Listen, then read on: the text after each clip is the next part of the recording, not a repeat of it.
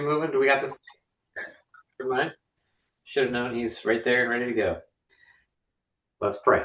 Thanks, Father, for letting this group come together, learn a little bit more about your salvation, about you, maybe some cool Old Testament connections.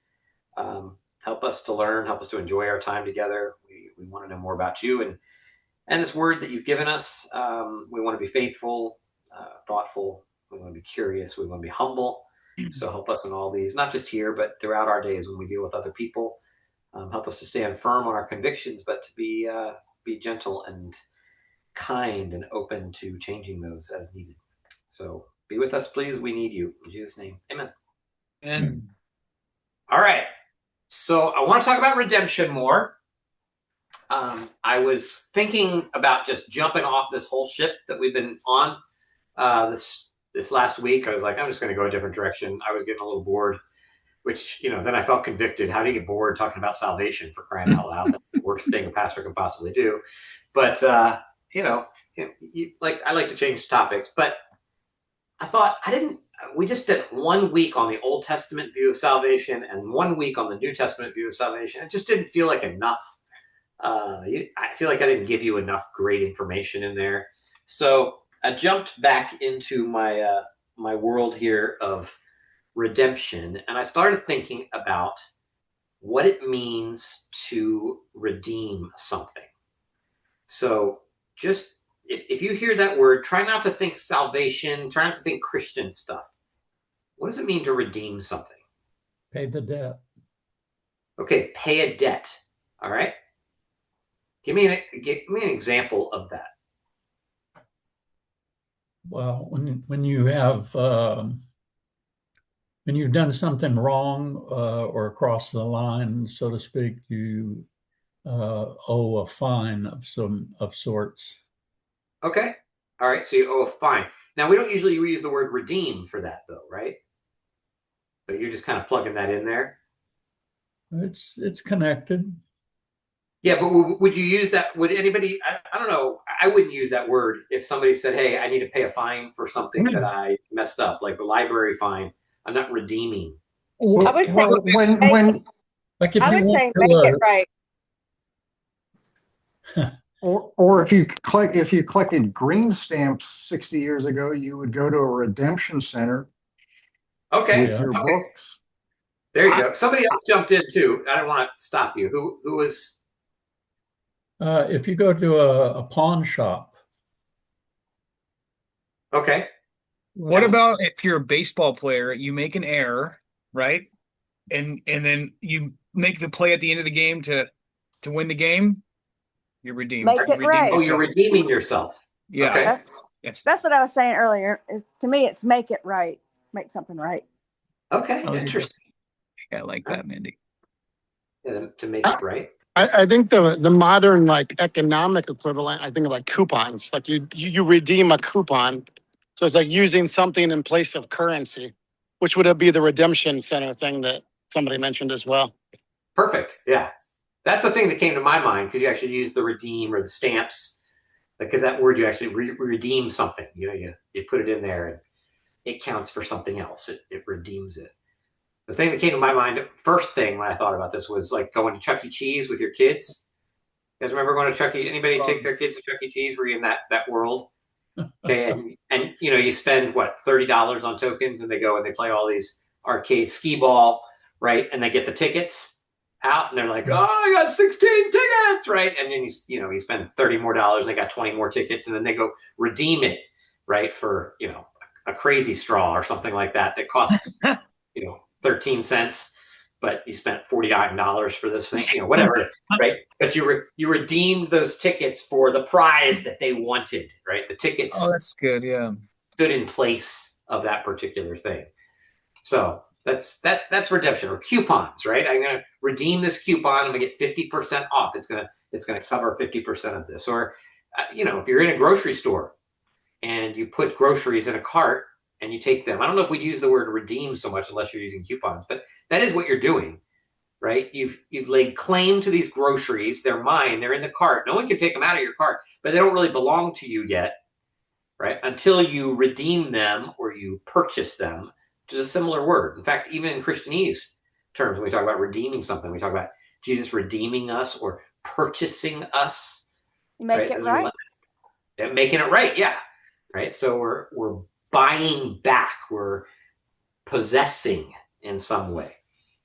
So something that's in the store's possession, we're going to redeem it for whatever it is, cash or coupons or something like that. So it now belongs to me.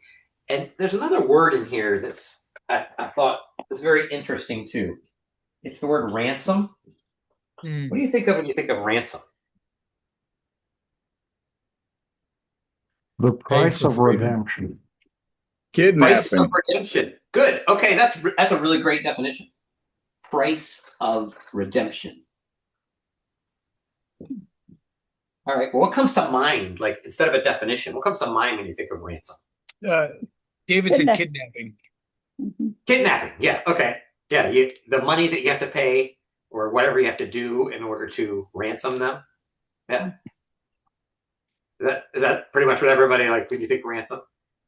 Yeah. So the Bible actually uses that word ransom and redeem almost interchangeably, right? It's a very interesting way of thinking about it, and they're economic words, which is what Travis said a minute ago. He thinks about it more of an economic way.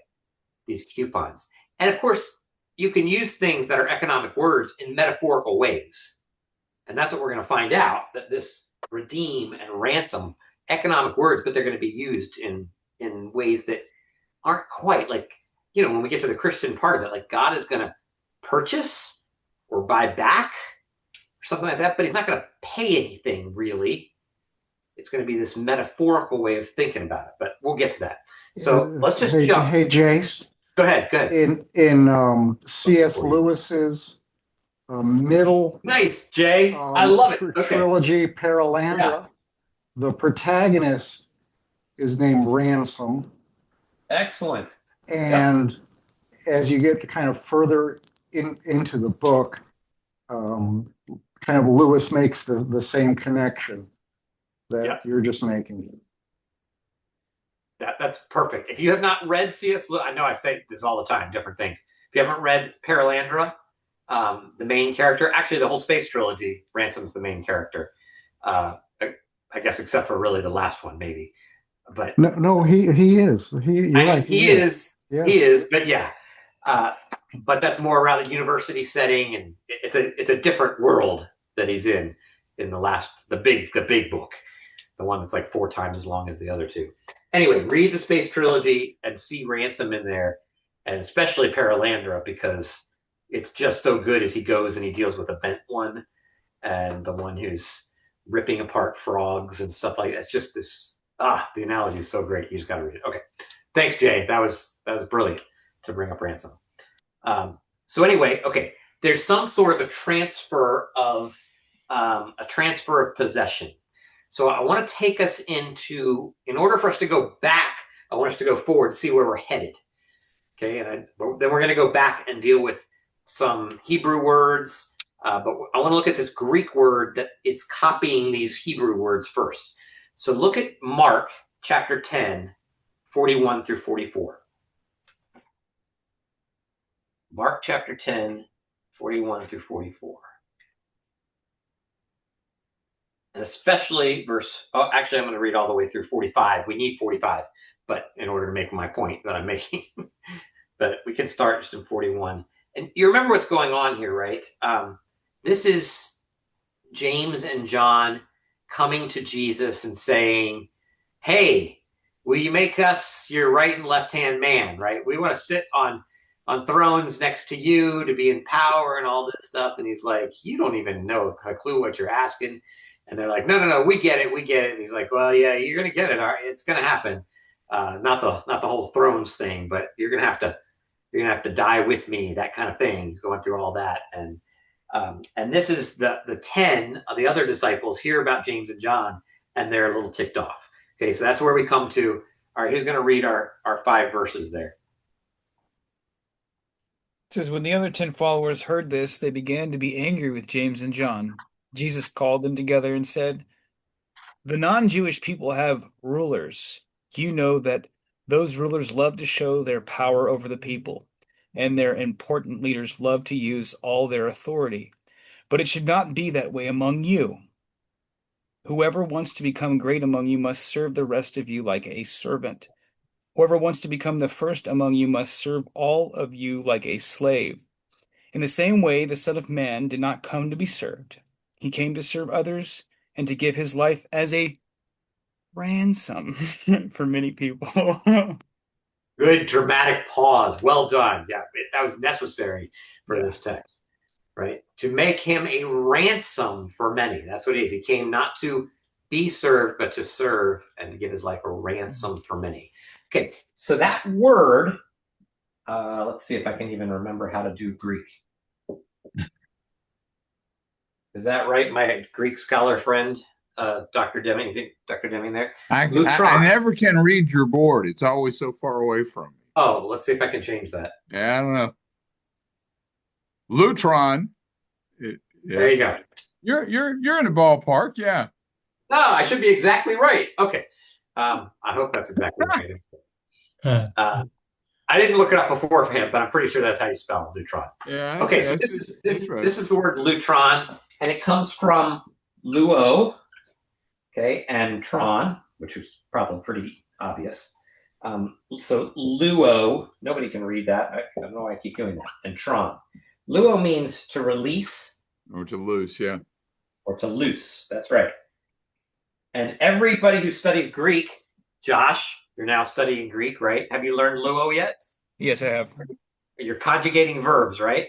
Yes, we are. When you conjugate verbs, luo is your one. Luo, lues, lue, luamen, luete, luusi, right? You have to learn those and just, you gotta, blah, blah. Okay, so luo is just, it's a perfect verb. It just works for everything. Well, not for everything, except for all the weird things.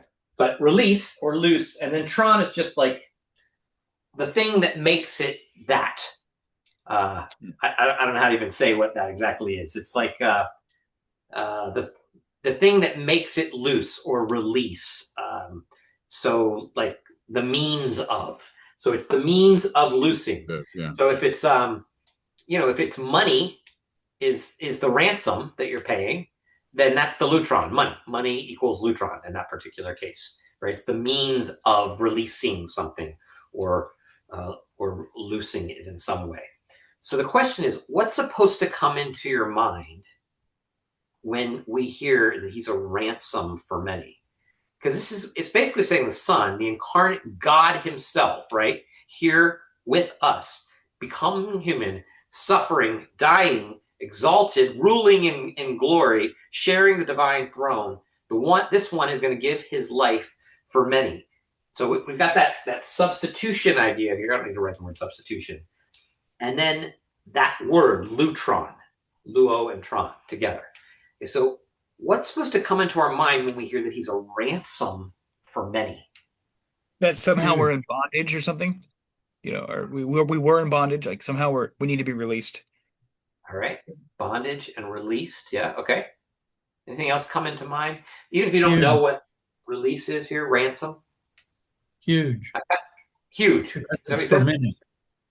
For many, yes. Yep. Yeah, I mean, I guess I'm asking the question after already answering what luo means to release, so it's probably not quite as powerful of a question. I should have gone in the other direction. But this is going to be the word that's going to bounce off of these Old Testament. There's going to be two words in the Old Testament. One is going to be almost exactly the same as lutron, and then there's going to be this other one that we're going to talk about in just a second. But there's also, in Romans 3, when we fall short of the glory of God. Yes. Remember that one? Right? All of us, the wages of sin is death, all that stuff, we fall short. That word, that idea of falling short of the glory of God, that's another one of those economic kind of terms, those lutron words, right? That we've released from, right? Apolutrosis is the word there. Apolutrosius. Got to try that one out. So that apo just means with or away from that. It's just a preposition. So it's the act of releasing or freeing from. It's fallen short of the glory of God. Okay, so that's just a quick excursus. We jumped into the New Testament because I want to understand how is Jesus redeemer? How is he a ransom for sin? How is this substitute? Okay, and one word that I want us to constantly think about when we see the word ransom. By the way, this word ransom, I think all of your different versions that you have probably had ransom if you were looking it up while Josh was reading it. Everyone's does ransom. There's other ways you can translate this, but ransom is what everybody seems to do. Anyway, the one idea of redemption, or this whole thing here, is the transferring back of a possession to where it truly belongs. Okay, so that's how I want you to translate the word redemption. The transfer of a possession back to where it belongs. Or you could say something like repossession. That makes it easier, right? You're repossessing it. Okay, when I say repo, what are you thinking of now? Going back to where it should, or yeah, Okay. you're losing that. It's Give me going an back example. going back to the bank. Yeah. Going back to the bank. Okay, right. Yeah. So you bought a car, you didn't have enough money, right? You had a loan. They come, they get your car. You come out in the morning, you try to put your keys in something. There's nothing there. Delinquent. You know, I think if someone's delinquent or You're falling short. Yeah. Falling short. Yeah, it's great. These are great. Yeah. Okay. Sounds like humanity. Yeah. Yep. Yeah. Sounds like me every day. All right. So when we think of repossession, or we think of Jesus as our Redeemer, do we think more in economic terms, or like a bill being paid, or do we think more about someone coming to take us back from a false owner? Those are going to be the kinds of questions. Like, is this economic, or is this like somebody coming in and doing something? Okay, that's what we're going to be dealing with. All right, so here's my new question. Let's see if I can write it. Nope, that's not what I want to say. Who owns humanity? It says we're not our own, we're bought with a price. That's a great question. I'll let someone else answer that right now. Okay. I mean, this, I feel like it's probably, you think it's a trick question or something because we're trying to do these hard things, but who does humanity belong to? Who owns it? God's sovereign. Yeah, I mean, God does, right? Yeah, right. God owns it. Like, God, I mean, as our understanding of the Bible, the story develops. If you don't believe the Bible, that's a different thing. But I just mean, according to the Bible, right? It seems like God is the owner. He's the creator. He breathes life into us. Our existence is a gift. We don't self-originate, right? He does all this stuff. So God's the rightful owner of every human life. Mm-hmm. The Bible tries to make, I think, this clear pretty regularly. Now, Israel is like this treasured possession. He even calls them a treasured possession. Remember that word possession, right? He possesses them, and we've been talking about redemption as repossession, right? So he possesses them, they belong to him.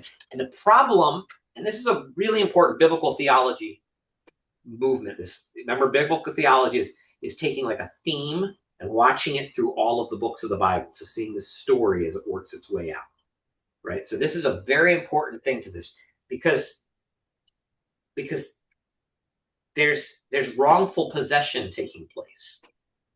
And that's the problem. So the story of Scripture is that humanity, owned by God, has now thrown away this gift of life through, and we could just say the fall, through their failure to mature, through oppression, through violence. Violence, I think, is one of the main problems, especially in the book of Genesis, right? So they've thrown this away, and they hand themselves over to another power.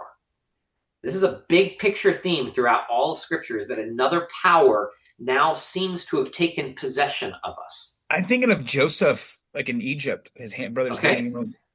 Anyways, we're in Genesis. But. Well, we're about to go into Pharaoh, so this is good, right? Oh, great! Yeah, this is great. Okay, good. We're not far away from that. So they've handed themselves over to these powers of sin and death, or these, as Josh said, like these Pharaoh-like figures. these kings, these oppressive tyrant kings. So now the people who are owned by God, right, which is all of humanity, especially Israel, treasured possessions, they're now held by rival lords. Okay, there's rival powers. And the whole story of the Bible is, how do we get them to stop handing themselves over to these rival powers? For crying out loud, you're owned by the one who gave you life, and you keep handing yourself over. It's like, I want to be a slave. I want to be a slave. Like, what is wrong with it? This is God's like, so he keeps sending these prophets to say, what's wrong with you guys? If you just follow, you'll find that I'm a great husband and I love you and you're free and all this wonderful stuff. So the lords, these other rival lords, they don't have legitimate ownership. They just have possessed for a time, right? They've just kind of grabbed hold. So maybe you could say they've put humanity in their cart. They're walking through the grocery store. They put humanity in the cart. So they're claiming, they're taking claim. Oh, is that making claim? They're claiming those things, those people as their own, but it still belongs to the store, right? I mean, until there's like an actual payment made, it belongs to the store.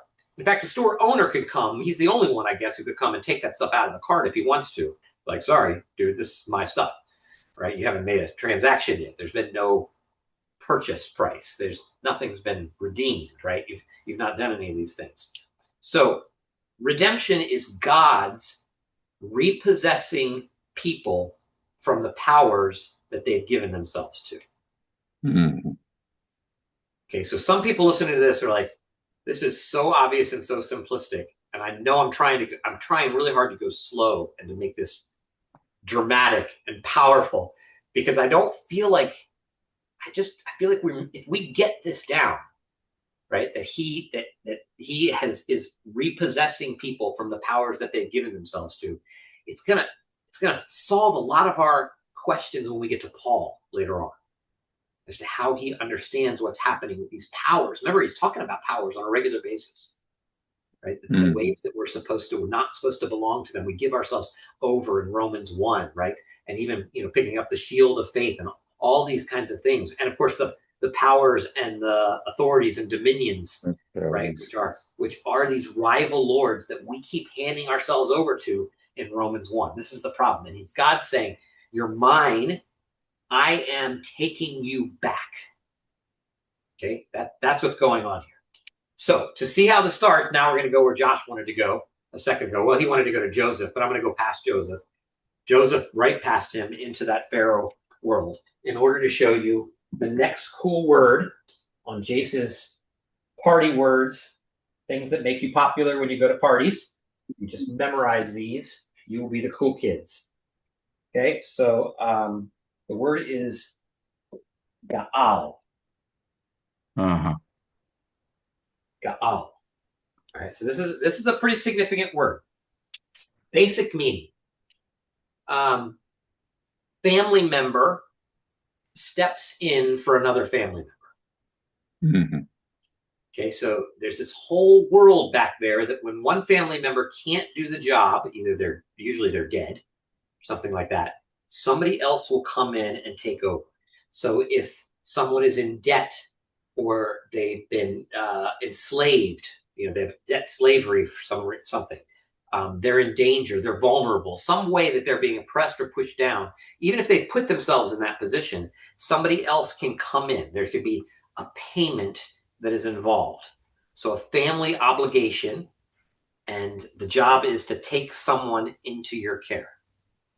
Is this the kinsman redeemer? Kinsman redeemer. Yeah, exactly. Boaz and Yes. Ruth.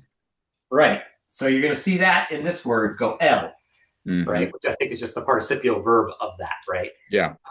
It's the one who gaals is the goel. It's the person who does it, the goeler, the gaaler.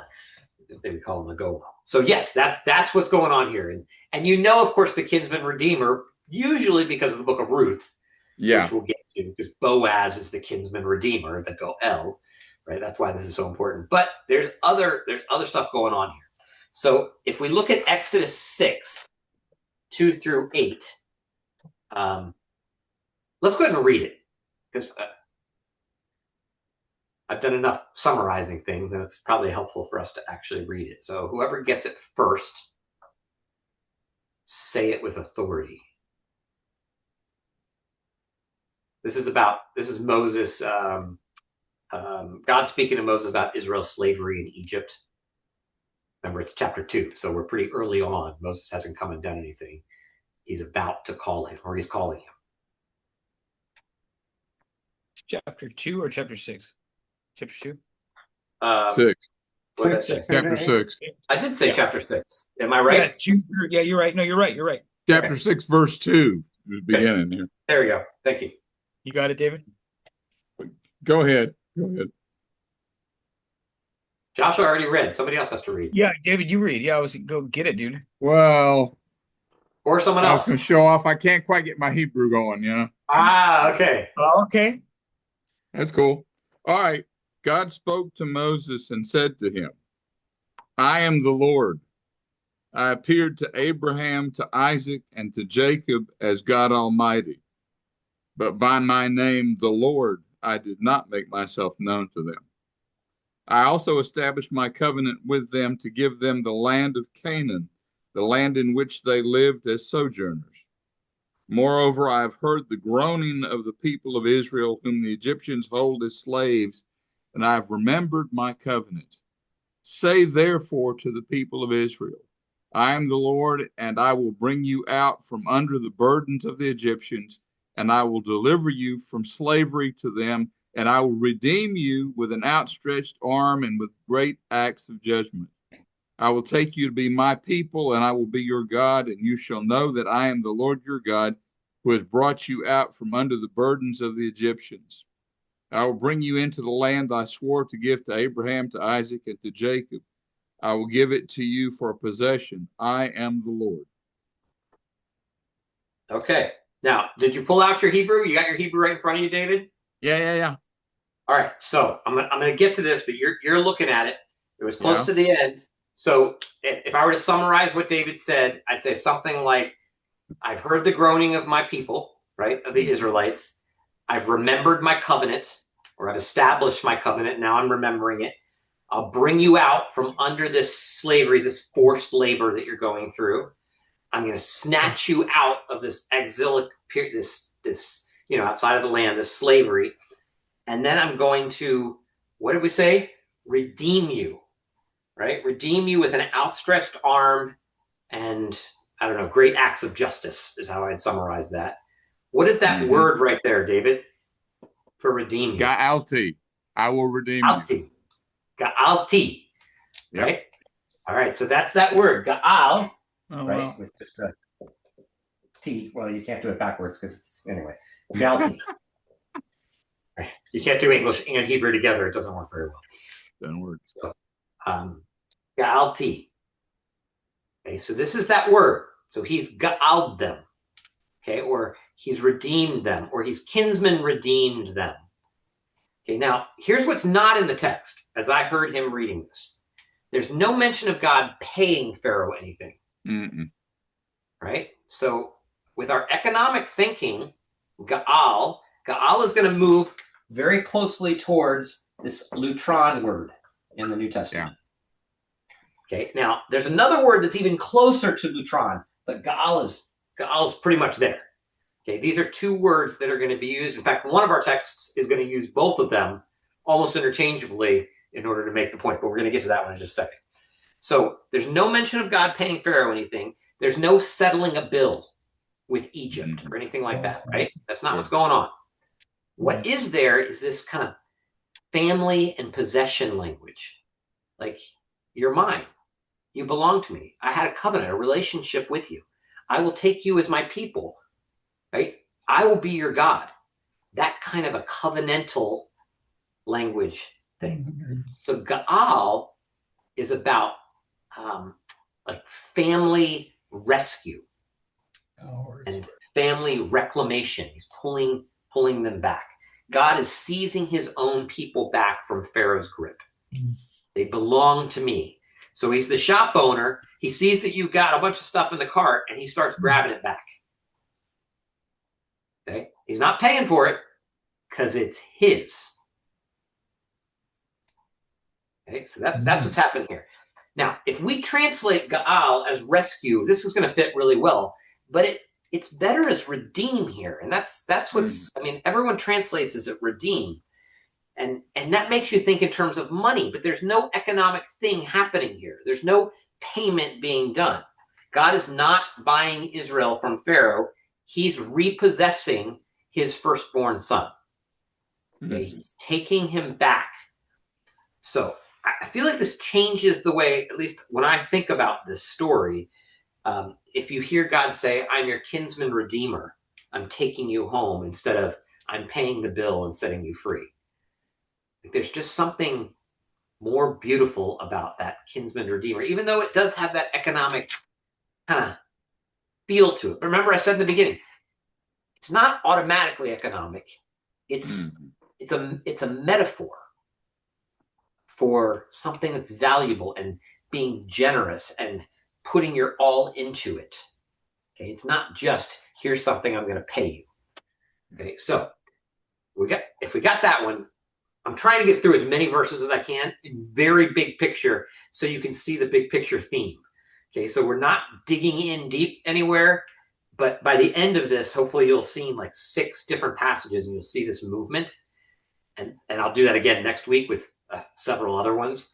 And you can just see it throughout all of Scripture. You can see all these, what Tim Mackey calls these hyperlinks, these little connection points or allusions is what we do. So Exodus 21, we don't need to look at it. You can look at it if you want to, but I'm not going to read all of it. But it's about somebody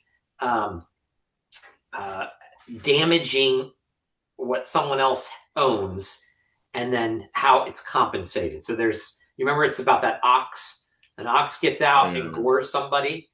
And there's this law in Exodus 21 that if the owner of the ox knows that the ox has a tendency of goring people, then they kill the ox and they kill the owner. If he didn't know, like it was a unique thing, then they just kill the ox. Like it's not the owner's fault. He doesn't have to pay for all of that in the same way. But there's a way that you can, if the owner knows, if he's in trouble too, there's a way that he can pay. Okay, if the people who say you owe me say it's okay, we won't require a life for a life in this case. Like this is ridiculous. You shouldn't be paying with your life. Maybe they'll say there is something that they can do. They pay money. They pay, again, we're back to that word, a ransom. So he pays a ransom to them to repossess his own life, to get back the life that is his, because now it's theirs. They kind of own him according to the law because he messed up, but he can get it back. Very similar to that ransom idea in Mark. I'm thinking penalty. I'm thinking penalty in this language, and my mind goes to penalty, and then I keep on, because we talked about penal substitutionary atonement. Like that might not be the best. I don't know if that's the best, because he's paying to get out of his penalty, which is death. I mean, am I wrong there? Am I totally off? He is paying, yes, but penal substitutionary atonement has to do with punishment. Yeah, well, his punishment would be death because of the ox, right? Because so then I just can't help but connote the two. Like, you know what I'm saying? Like, I think that there's connotations there that go to that make me think of penal substitutionary atonement. So it may not be the and a lot of people do. So we'll get to that. We'll get to that in the New Testament, because there's no penal substitutionary atonement taking place right this second. Correct. Right? But it's definitely going to be coming. So if you go to like Deuteronomy 7, just giving you big picture ideas again, God is the one. Oh, and by the way, that's the other word, which I didn't mention, padah. Okay, so these two words, Gaal and padah, are trying, Lutron is trying to cover those words. Okay, a ransom for many, that redeemer idea in the New Testament. So in Deuteronomy 7, God says that he padad, again, making English fit with the Hebrew, he padad from slavery because he loved them. He kept an oath and brought them out of Egypt with a mighty hand. He padad them. So he ga'als and he padas. And David is later going to speak about God rescuing him in the days of Saul. And he apparently God padad David out of lots of trouble that he was in. That's the kind of words, these rescue, redeem, ransom, purchased, pulled out, right? So it's economic-ish. It costs something, but it's not truly paying. It's just I know I've said this a bunch. I just want it to fit. It's a metaphorical way of saying he did something over and above. He was generous. It was valuable. He gave something. Okay, and you can see how this is going to move into the New Testament, right?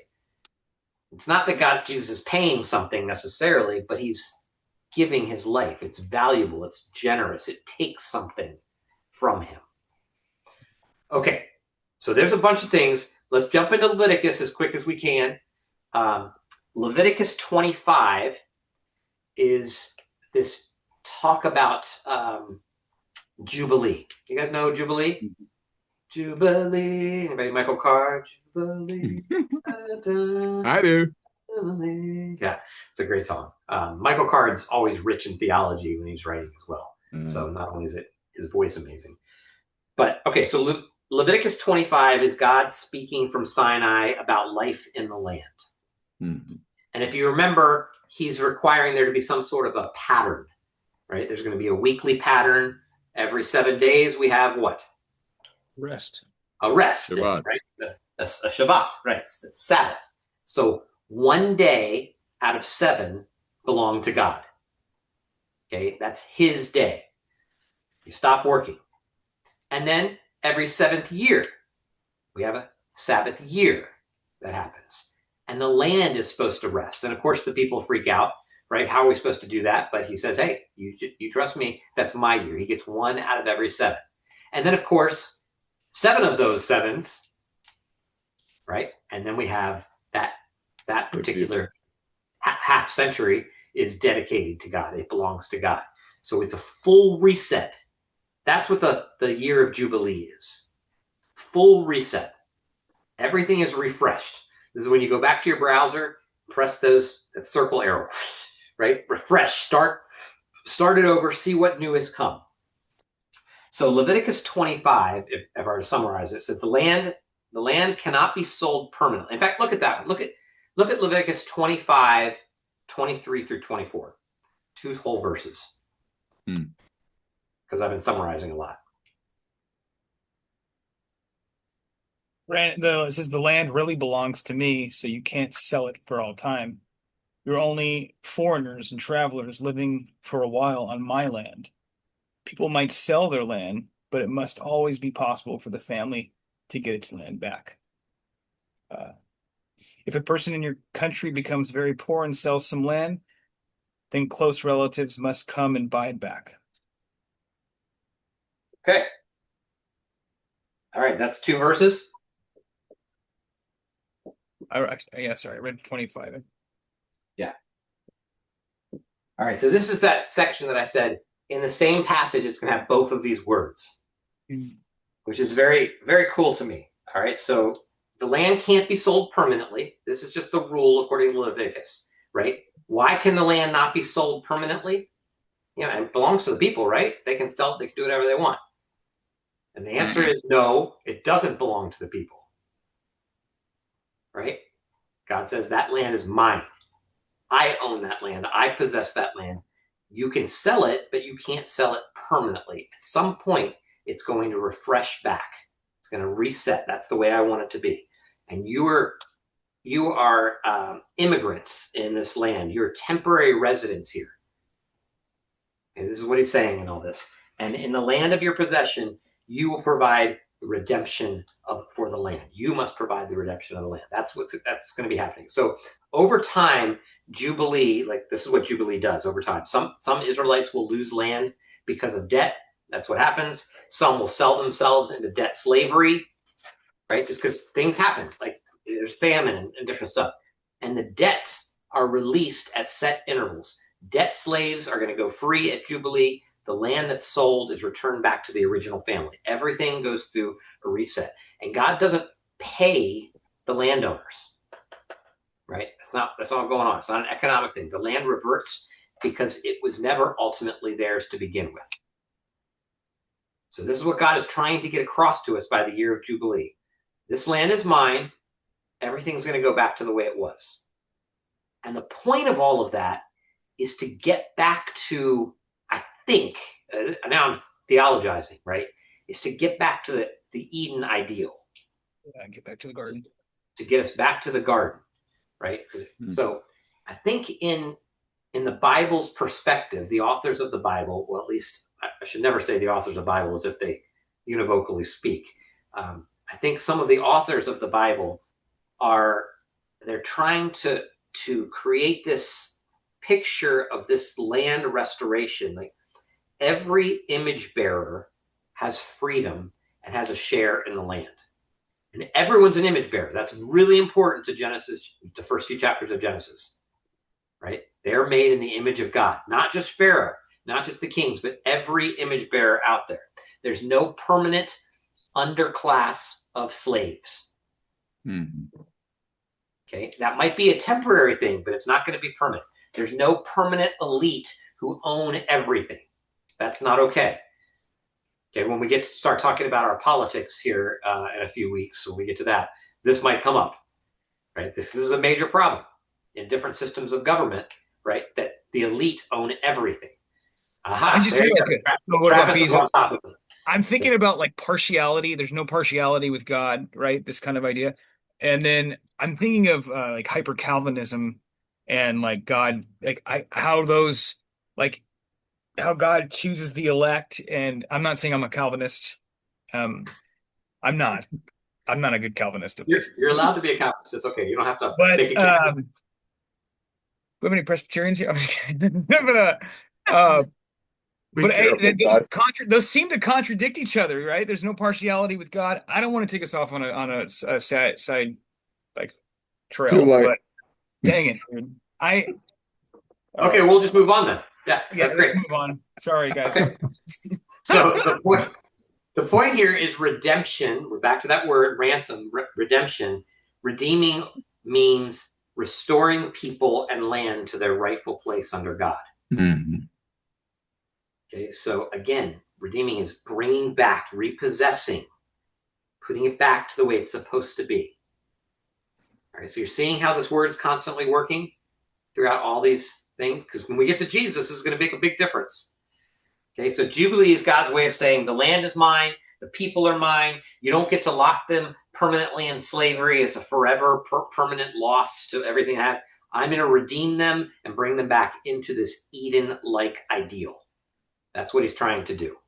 Okay? And I think if we think about that, we're not going to get to it, but if we move away from, or maybe if we try to think of this when we think about personal salvation, that Jesus saved me, the sign on the telephone pole or the billboard sign, Jesus saved my soul, personally do something with me. I think it changes things if we take like this Jubilee idea seriously with its concern for debt and poverty and land and this repossession. There's something different than just save my soul so I can go to heaven. Mm. There's something else going on here. So, redemption so far in the Torah. God's the kinsman redeemer with that word Gaal, the Goel. Okay, reclaiming Israel from Pharaoh, taking Israel back from Pharaoh.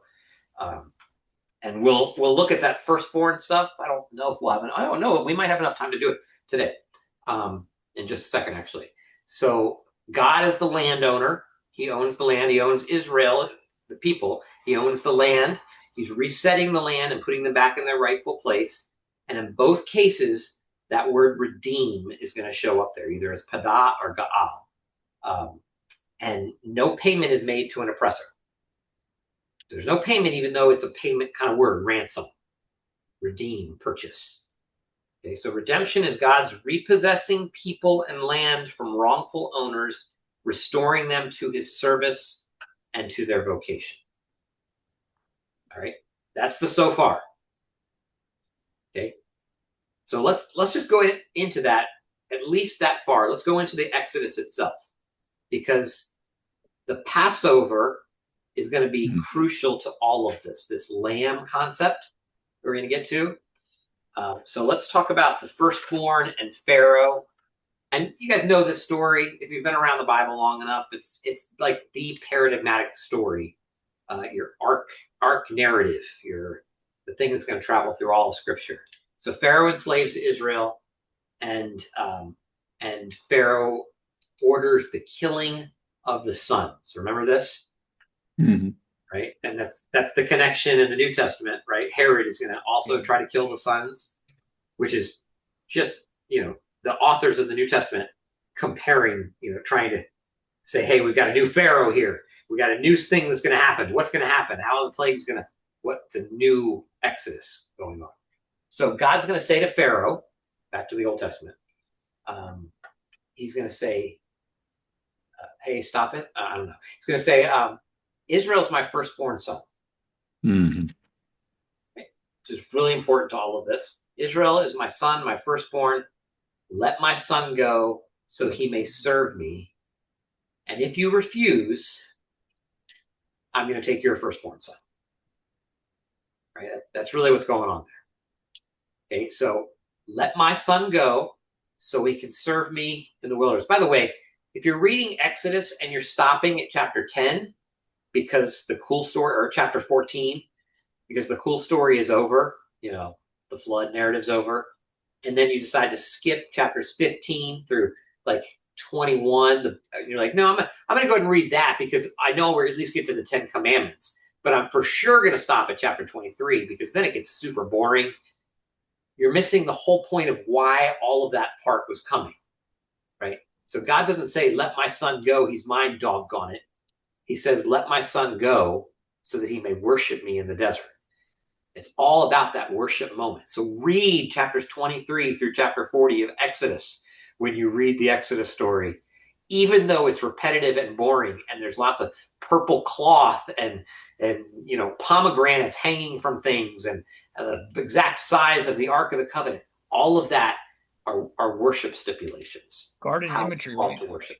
What was that, Josh? It's garden imagery. It's all garden imagery too. Oh, yeah. Yeah. That's really important. Yeah, you'll see all the things on the tabernacle and on the temple are just reminiscent of what's going on in Eden. Remember, for some who aren't been around it, Eden is a temple. That's what it symbolizes. That's nothing else I said is important compared to that. If you can capture that kind of idea that Eden is a temple, then you're going to be able to follow this temple theology all the way through to Jesus being the temple and then us being the temple, like Paul's. Hey, I just want to redeem myself real quick for the Calvinist. Go ahead, redeem yourself. Yeah. I've done a paper recently. I wrote a paper on determinism and free will, and I said how they can coexist. We just don't understand it, and so that God can be sovereign and know who's going to choose Him. And so, I just certain parts of the Bible people hyper focus on, and the idea of God desiring all people to be saved, this prevenient grace, and like this is what I like. I like to hear this. This is like He wants to redeem creation, and the fact that some people want to go like and say, well, some people aren't gonna. He chooses that some people aren't, and I struggle with that. That's why I brought that up. It's like because God is what you're saying is God does want to redeem creation, including His. Creation that's made in His own image, and there's no partiality with God. And these kinds of images make me feel like, oh yes, this is the kind of God that I serve. And then some people come in and they go, "What? I don't even waking life. Is it Trav L? Oh, he's here. What's up, dude? Yeah." And so, anyways, I hope that because I love my Presbyterians. I am half Presbyterian. I'm a hybrid. So. All right. The creation part is the part that, yes. So good. All right. I'm going to just keep going now past that. Well done redeeming yourself. Good job. I'm sure it did connect. All right. So Israel's my son, my firstborn son. Let him go so he can serve me in the desert. If you refuse, I'm going to take your firstborn son, because that was the deal, right? That's the way things work. There's this measure of justice all the way from Genesis chapter 9, verse 6, right? 9:6. I'm pretty sure, where He makes that deal. Whoever sheds human blood forfeits his own life, because we're made in the image of God.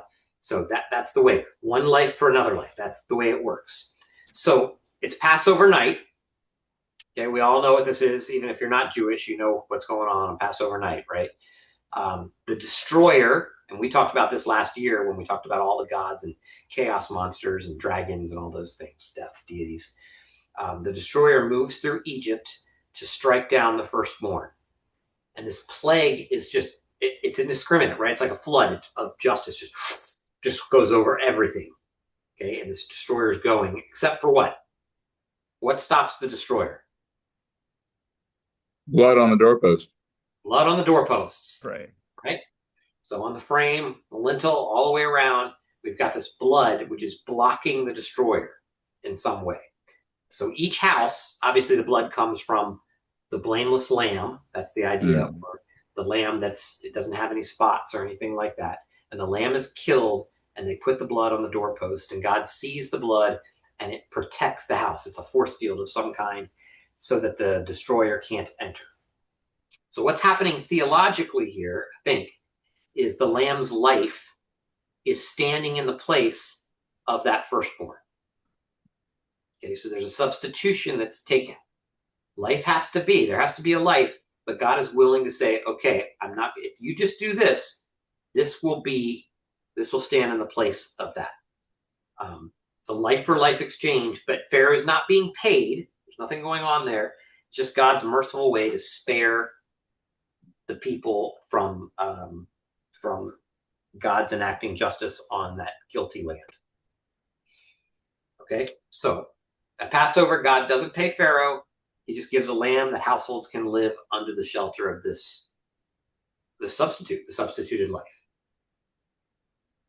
Okay, I know I just summarized the entire Passover concept in like 30 seconds, but again, Well, I hope that it's just following. Okay, so this firstborn idea is going to be significant because what we have is a life that's on loan. Okay, like the land that was on loan. So after Passover, God commands that every firstborn, human and animal, belongs to him. So Exodus, 12 or 13, something like that. Okay, everything belongs to him. Mm-hmm. So firstborn animals are sacrificed to God. Firstborn sons Redeemed. are redeemed. Perfect word. Well put in there, right? So they could be sacrificed, except for I want to say that's not the plan. I want to say that's not who God is. That's not who God is, at least at the time of the Exodus. Okay, so if we want to throw in some scholarly stuff here, just so you know, scholars would argue greatly about whether Yahweh, in his pre-Canaanite existence, was a God who required sacrifice of firstborn. Okay, like that's what gods did. That was a normal thing for gods to do. So when I say his pre-Canaanite existence, you guys know what I mean when I speak like that. That is, God evolved.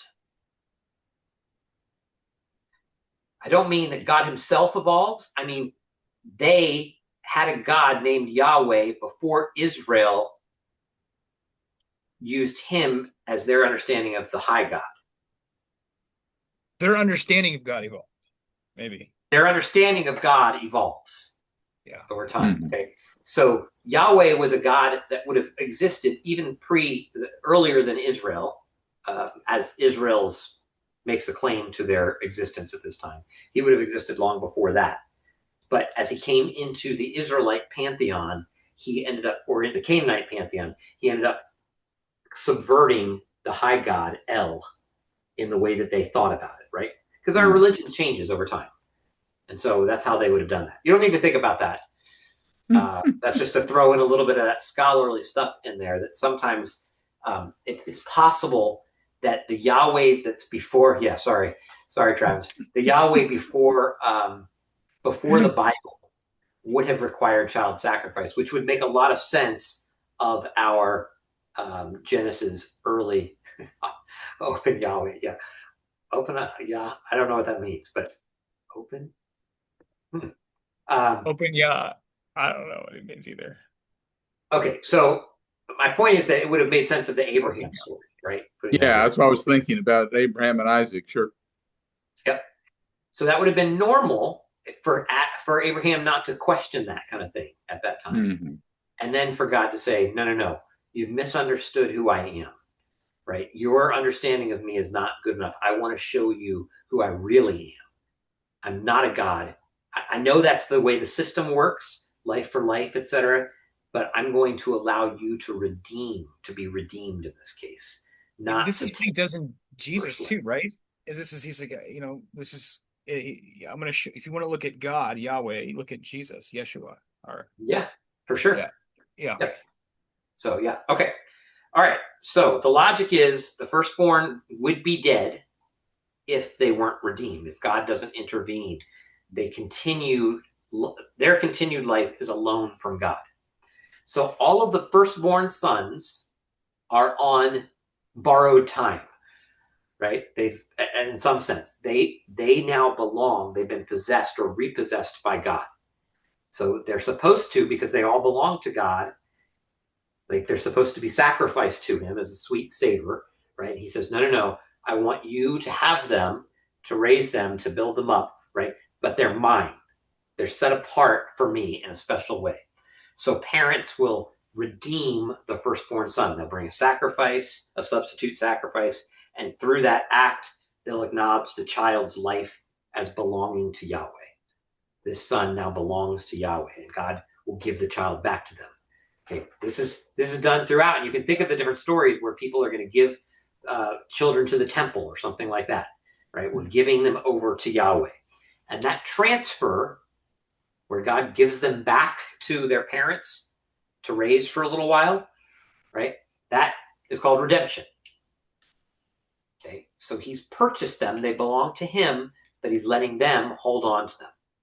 In some sense, I mean, if we want to practically put this, right? In some sense, that's what God does for all of us, right? He gives parents his treasured possession for a little while, for 18 years or for 75 years or however you want to see it, right? He loans them to them, but they're not yours. Your children aren't yours. They're God's. You're stewarding them. You're caring for them for him. So every firstborn Israelite is going to grow up knowing my life is not my possession. I'm a redeemed person. God gave me back to my family. Okay, so that's this whole firstborn. Okay. Now the question is 9:00. Do we go into the cities of refuge? All right. Pop signed off. Like that's enough. Okay. Who signed off? My dad just signed off. He gave me the love sign and said, I'm done. Oh, later, Pops. I think I may be wrong, but I think Travis's comment of open Yahweh might be like a hint towards open theism, I'm just guessing. But anyways, Yeah. yes, that's right. That's where you're going. yeah, there he is. There we go. I'm reading Travis. Yeah, that's all right. Translating for you guys. Open Yahweh. Yeah, we don't need to get into those theories, though. That I shouldn't have done that. The key part, follow past that, past the open Yahweh part, to the rest of this. I'll let you guys talk for a second, and then if Josh goes off on his Calvinist rant, I'll just jump back into cities of refuge real quick. You got to save me. Yeah, I'll redeem you. And redeem you, yeah. All right, are these things am I making connection points, or am I just rambling a whole bunch of stories? Are you seeing how this redemption might culminate in something? I know we're only in Exodus, and I got 64 more books to go. I think you're doing something brilliant and kind of seems new. Maybe it's not new. It's probably not new at all. But you're opening like my mind to something I haven't thought about, and it's brilliant. It's kind of hard to. I think the way you're explaining it and going about it is brilliant, and it's hard to. It's something that you're talking about, something that's difficult to talk about, I guess, and you're doing a good job at it. So yeah, the idea of redeemed or ransomed, yeah, you're doing good. The great benefit of doing it this way is that I'm able to summarize things so quickly. Big picture, it just gives you to do this for real, we'd have to exegete each one of these passages and determine it. So I'm kind of doing that in my 30 years before this and just giving you the paragraph. that's saying, here's what it's doing. Let me show you how it does it next. So I don't have to explain it too deeply, which means, it might not be perfect in its. Yeah, I feel like we're in deep waters with floaties, Okay. Yeah.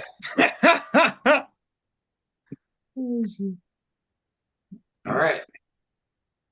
Okay, so I just jump in because I didn't like the dead air. So do you know the cities of refuge? You know what's going on there? There's these cities that if you do something bad, if you kill somebody accidentally. So when someone's killed in Israel, a close relative is called, believe it or not, a Goel Hadam, okay, or a blood redeemer or a blood avenger. Okay, so Captain America, think Avenger. He's a blood avenger, a blood redeemer. And the role of this Goel Hadam is to pursue justice so that innocent blood can't be ignored. It can't just be a death and nothing be done about it. So God has allowed there to be Goel Hadams to go and reconcile this, to keep the land from being polluted by unavenged death. Okay, so again, remember Genesis 9:6. Okay, you got to make that trade, a life for a life. That's what's going to happen here. There has to be a substitute. So, but cities of refuge show up because sometimes people lose their life, get killed, and nobody killed them, right? Like we have the difference, I think, Travis, right? Murder and manslaughter, right? Like there's different levels of taking life in the world. So without intent. Right, exactly. If you're not intending to do it, then, I mean, you got to... Correct. Yes, thank you. So the killer accidentally, he can flee to the city of refuge. Okay, and there's, I think, 6 or 7, I can't remember this. I think it's 6. 6. Thank you, guys. Look at this. 3 on either side of the Jordan, right? Yeah. Is that right? I think. I'll believe you. Yeah, because you're smart. So they go to these cities of refuge, which are supposed to be equidistant, right? You can go to different ones wherever you're closest to, because you got to run, right? Or you got to get on a horse, or you got to get there quickly because there's Goel Hadam who are after you. Okay, so you get to the city of refuge, and the idea is that they would protect them from the blood redeemer until the trial. Doesn't mean they're safe forever. There's going to be a trial that's going to take place. And if they're found not guilty, then they can stay there in the city until the high priest dies. Okay, so you hope you get an old high priest so you can go back home soon. But when the high priest dies, then they can go back home, and the blood redeemer is not allowed to kill them. Okay, that's the way the system works. So it's good. The system is good. There's a logic to it because shed blood matters, right? If somebody dies, it's important. Someone has to care because the image of God was damaged, and we don't want that to happen. Yet God provides this structure that limits vengeance and protects the innocent. And we don't want too much of this. We want to protect the innocent. So the death of the high priest marks, again, this kind of jubilee, this reset point, where everything reverts back to the way it was. So the manslayer can now re-enter society. Everything goes back to the way it was. He's back to his land. He's on his land, his family. Everything is safe. There's been a reset. So the blood redeemer is like a very strict kinsman, making sure that life is honored. And the cities of refuge are blending in with this merciful God idea here. God's not going to let accidental guilt keep him from keep that person in slavery or in fear for the rest of his life. Okay, so that's a city of refuge. That's another Gaal or Goel, right? A Gaaler. It's a Goel. He's a kinsman redeemer, a blood redeemer. But there's a safety net. Again, the reset. Okay, God's allowing a place for them to be redeemed or repossessed, or called back. We see this in a practical way in our common era, like where we have people who have fallen away and they're given second chances. Yeah. Yep. Second. That's all this is. That's right. There's a reset. All right, it's 9:07.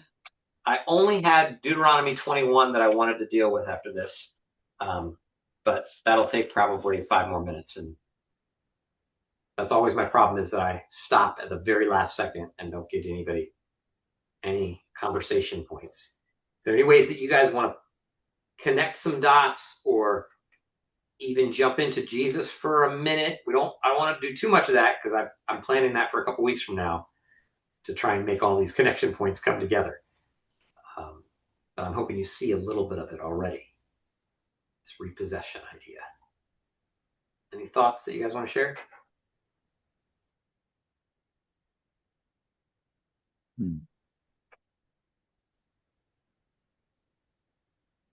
All right. It's still too big picture. Like, I realize that there's not a lot of questions and stuff, because you're just putting together a whole bunch of information, and then I'm going to give you a whole bunch more information, and then that's going to fit somewhere. So that's where really the discussion will come. But I want to take us into, of course, Deuteronomy, because that's the curses, stipulations, that's all that stuff, and that's really important. I want to take us into the Psalms a little bit, because there's a lot of redemption language going on there. And Isaiah is just packed with it, right? It's everywhere. This concept, maybe not the word. Well, the word's going to show up. I'm pretty sure I'll have to remember this. I'll look it up before next week. But one of the words is going to show up like a couple dozen times. And then I think one of the words is just going to show up once. But the concept is there, okay, in a big fashion, that God is going to redeem not just his people, but his land. Right? Everything is going to be about this reset. That's what we're going towards, right? From Genesis 1, Genesis 3, removal, exiled from the land. We need a rescuer. We need a redeemer, somebody to come. Oh, yay, Abraham, you're the guy. Oh, wait, no, Abraham, you're not totally the guy. You had started this plan. Isaac, you're the no, Jacob, you're the Joseph, you're the guy. Judah, you're the guy, right? It's this constant, like, who's going to be the rescuer? Who's going to be the redeemer? Who's going to pay back the price so that we can get back to the year of Jubilee?